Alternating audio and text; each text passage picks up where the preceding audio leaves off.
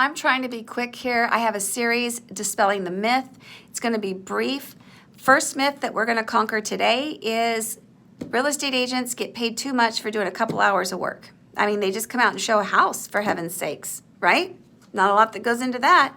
And or they just fill out a little bit of paperwork and they send it over and then, I mean, why are we paying them so much money? Okay, so that's the myth, myth number one, that all this money is going to the agent. So first fact number one, commissions are paid by the seller to the brokerages.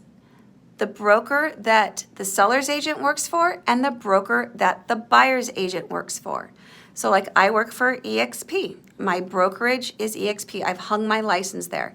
I am self-employed, but I have to work under a broker. So when the commissions get paid, those commissions are being paid to my broker. They're getting paid, if I'm working for the buyer, they're getting paid by the seller's side. So the buyer has no fees that they're paying. They have come and made the largest purchase they're ever going to make in their life. And out of that purchase proceeds, the seller's going to pay the commission to the two brokerages. Now, as an agent, my contract with my broker is negotiated or offered to me, and I accept those terms, and so I will be paid based on those terms. Okay? Now, because I'm self-employed, I have to pay my professional fees, I have to pay licensing fees, I have to pay ongoing education, I have to pay to be part of the multiple listing service. I also have to pay for marketing. So marketing is huge, and I'll just share with you today, I'm spending $2,500 a month on marketing. That's right, $2,500 a month. So anything that I receive doesn't go into my pocket. What I do with my proceeds is it goes into my business account and I pay my overhead. I have a transaction coordinator who helps to make sure that all of the paperwork is compliant. I hired a former escrow officer. I want to make sure my clients have the best. So there are a lot of fees that are paid and a lot of costs that go into managing my real estate business. So at the end of the day, 100% of the money doesn't go into my pocket just for showing a couple of houses. So that's the other thing is, and we will take that up tomorrow when we look at dispelling the myth of it's just a couple hours to go and show somebody a house.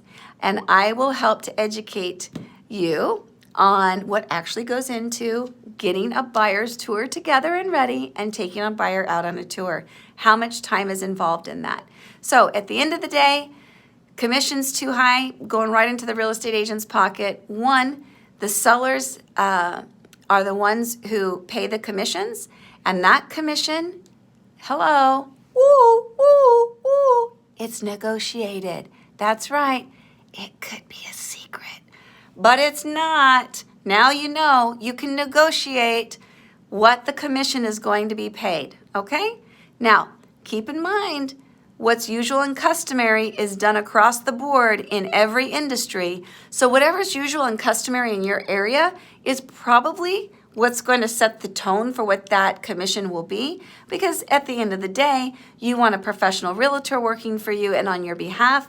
You want them to bring in buyers, so you should be paying commissions based on what's usual and customary for your area.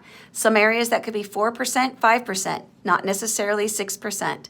Oftentimes too, depending on the level of involvement for a particular property, a listing side may charge a little bit higher of a commission, and then right now, maybe it's going to be a little bit less on the buyer's side. However, at the end of the day, that is negotiated between the person who wants to list their house and the agent that they sit down to list it with.